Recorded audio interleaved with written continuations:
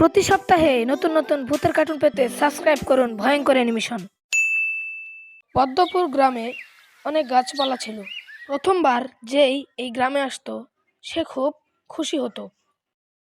এখন গরমকাল, কিন্তু অন্যান্য গ্রামের তুলনায় এই গ্রামে গরম খুবই কম। এই গ্রামেরই একটি ছেলে রাশেদ।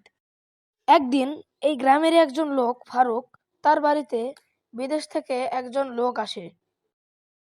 সেই লোকটি ইংলিশে তাকে কি যেন একটি বলছিল। Hey man, would you sell your chess? আরে এই লোকটা আবার এইসব কি বলছে? Oh no, এত ইংরেজি ভাষা বোঝে না। ও ভাই, আমি তো বলছি আপনি সব গাছ আমি কিনে ফেলবো। ও, এ তাহলে আমার গাছ কিনতে এসেছে। না না, আমি এই গাছ বিক্রি করব না।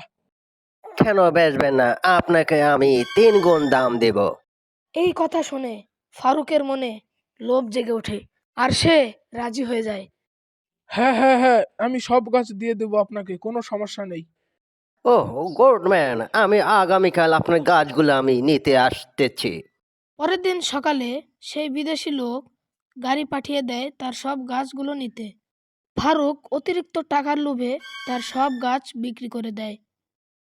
সেদিন বিকেলে গ্রামের বটতলায় লোকজন কি একটা বিষয় নিয়ে যেন আলোচনা করছিল।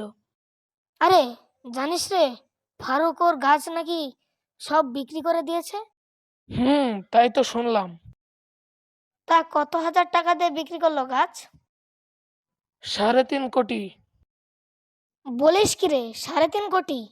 তা এত টাকা দিয়ে কার কাছেও গাছ বিক্রি করলো?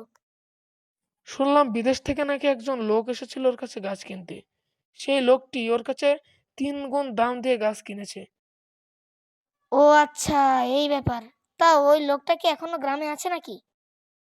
হ্যাঁ, এখন তো গ্রামে আছে, কিন্তু উনি 3 দিন পর চলে যাবে। তোকে একটা কথা বলি, শোন, কাউকে বলিস না। তোর আর আমার তো অনেক গাছ বাগানে, তাই এসব তো সেই কত বছর ধরে পড়ে আছে। এই গাছগুলো দিয়ে কি করবি? চল, এক কাজ করি, ওই বিদেশি লোকের কাছে গাছগুলো বিক্রি করে দেই। আমরা অনেক টাকা পাবো, আর একদিনে বড়লোক হয়ে যাব। এই হ্যাঁ, তুই তো খুব দারুণ একটা বুদ্ধি দিয়েছিস। চল, আমরা এখনই ওই বিদেশি লোকটার বাড়িতে যাই, গিয়ে ওর কাছে আমরা গাছ বিক্রির কথা বলি। দেখি শোনে কিনা। শুনলে তো আমাদের কপাল খুলে যাবে। সেদিন সন্ধেবেলা তারা দুজন ওই বিদেশির লোকের বাড়িতে চলে যায়। তারা সেই লোকটিকে গাছ বিক্রির কথা বলে, এবং সেই লোকটি তাদের কথায় রাজি হয়ে যায়, এবং তারাও তাদের জমির সকল গাছ বিক্রি করে ফেলে। এদের দেখাদেখি গ্রামের আরো অনেক লোকও এই বিদেশি লোকের কাছে গাছ বিক্রি করে দেয়। কিছুদিন পর সেই বিদেশি লোকটি তার নিজের দেশ সিঙ্গাপুরে চলে যায়। এই গ্রামের বেশিরভাগ গাছ কেটে ফেলায় কিছুদিন যাবৎ তীব্র গরম পড়ছিল। এত তীব্র গরমের কারণে কেউ বাইরে বেরোতে পারছিল না। এত গরমের কারণে কেউ চাষাবাদ বা ফসল উৎপাদন করতে পারছিল না। শোন রাশেদ বাবা, ঘরে তো চাল ডাল কিছু নেই, না খেয়ে মরবো নাকি? তুই একটু বাজারে গিয়ে চাল ডাল কিছু কিনে নিয়ে আয়। কিভাবে যাই বলো?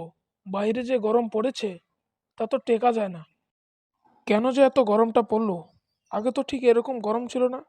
আমি দরকার হলে বিকেলে গিয়ে বাজার করে নিয়ে আসবো, তুমি টেনশন করো না। আচ্ছা ঠিক আছে বাবা, তুই তাহলে বিকেলেই যাস। রাশেদ বিকেলবেলা বাজারে গিয়ে দেখে এখানে প্রচন্ড পরিমাণ ভিড়। এর মানে গ্রামের সকলেই বিকেলে বাজারে আসে। তাও রাশেদ সেখানে অনেক সময় ব্যয় করে বাজার করে নিয়ে বাড়ি যাচ্ছিল। রাশেদ বিকেলবেলা বাজার করতে যায় বলে মাঝ রাস্তায় সন্ধে হয়ে যায়। রাশেদ দেখতে পায় তার সামনে একটি বড় চুলওয়ালা ডাইনি দাঁড়িয়ে আছে। এই তারা, কোথায় যাচ্ছিস? আমি আমার বাড়ি যাচ্ছি। কেন, আপনি কে? আমি কে? আমি হলাম তোর মৃত্যু। মৃত্যু মানে? মৃত্যু মানে আমি হলাম ডাইনি। তোদের মতো মানুষদের মারতে এসেছি। আমাকে মারবেন মানে? আমি আপনাকে কি করেছি? শুধু তুই না, তোর সাথে আরো অনেক মানুষই করেছে। কিন্তু কি করেছে সেটা তো বলবেন। তোরা মানুষরা এই গ্রামে যত গাছ ছিল সব কেটে ফেলেছিস, আর আমরা সেই গাছেই বসবাস করতাম। আমাদের এখন কোথাও বসবাস করার জায়গা নেই। তুই কি একটা জিনিস লক্ষ্য করেছিস? আগের তুলনায় এই গ্রামে প্রচন্ড পরিমাণ গরম পড়েছে। হ্যাঁ, আপনি এই কথাটা ঠিক বলেছেন। আগের তুলনায় এই গ্রামে খুব গরম পড়েছে। শুধুমাত্র গাছ কাটার ফলেই এত পরিমাণ গরম পড়ছে, আর কেউ ফসল চাষ করতে পারছে না। দেখবি একদিন এমন হবে, তোরা কেউ না খেতে পেয়ে মরে যাবি। আরে আপনি তো ঠিকই বলেছেন, একদিন এমন হবে আমরা না খেতে পেয়ে মরে যাব। আরে আমাদের গ্রামের সব লোকেরা তো লোভে পড়ে গাছ বিক্রি করেছে। শোন, তোরা যদি এই গ্রামটিকে আগের রূপে না ফিরিয়ে আনতে পারিস, তাহলে তোরা না খেয়ে নয়, আমি তোদের মেরে ফেলবো। এরকমটা করবেন না, আমরা কালকে থেকেই অনেক গাছ লাগানো শুরু করব। পরের দিন থেকে মানুষ অনেক গাছ লাগানো শুরু করে। ধীরে ধীরে এই গ্রামটি আগের রূপে ফিরে আসে। এখন এই গ্রামে তেমন বেশি গরম পড়ে না। এখন মানুষ ফসলও আবাদ করতে পারে। এরপর থেকে গ্রামের সকলেই সুখে শান্তিতে বসবাস করতে থাকে। আর আমাদের আজকের গল্প এখানেই শেষ।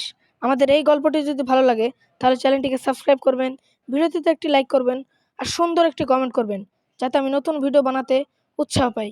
ধন্যবাদ।